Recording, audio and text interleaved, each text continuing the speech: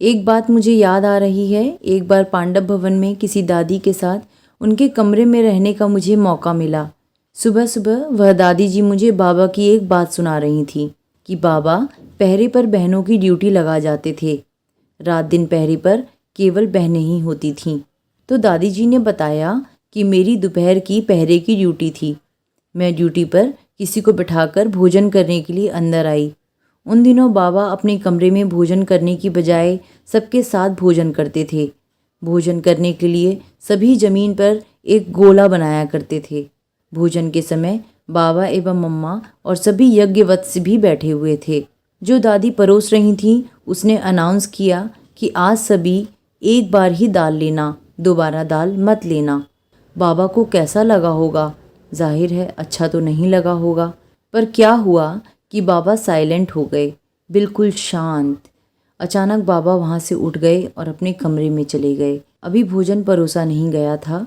फिर सभी बड़ी दादियाँ भी उठीं और बाबा के कमरे में चली गईं। वहाँ क्या देखा कि कमरे में बाबा गद्दी पर बैठे हैं, बिल्कुल शांत, और शिव बाबा से बात कर रहे हैं। कुछ देर ऐसा सन्नाटा रहा। फिर एक दादी ने कहा, बाबा सभी बच्चे इंतज़ार कर रहे हैं। बाबा ने कहा, मैं अपने बाबा से बात कर रहा हूँ। अपने बच्चों को भोजन खिलाने के लिए आप बंधे हुए हैं। उसके बाद बाबा उठे और आकर भोजन किया। यह दृश्य देखने के बाद दादी जी ने भी भोजन किया और बाहर अपनी ड्यूटी पर आ गईं।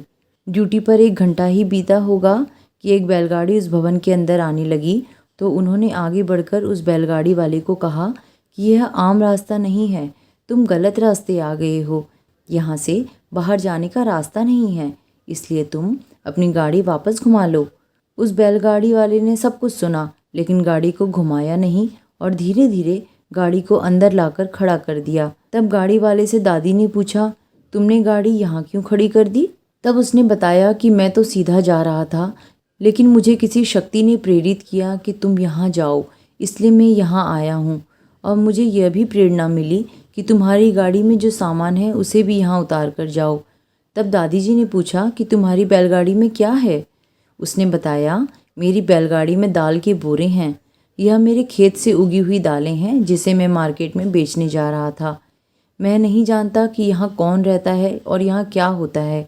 मुझे तो किसी ने प्रेरणा दी है कि यह सामान यहाँ देकर जाओ। तब दादी बोली कि एक दृश्य तो मैं अंदर देखकर आई थी और दूसरा मैं बाहर देख रही थी। मुझे इतना आश्चर्य हुआ कि बाबा की शिव बाबा इतनी जल्दी सुनते हैं। हम बिना बाबा से आदेश लिए सामान उतार नहीं सकते थे, इसलिए अंदर गए और बाबा को सारा समाचार सुनाया। बाबा ने कहा, उस गाड़ी वाले को पहले भोजन कराओ, उसके बाद बाबा से मिलाओ।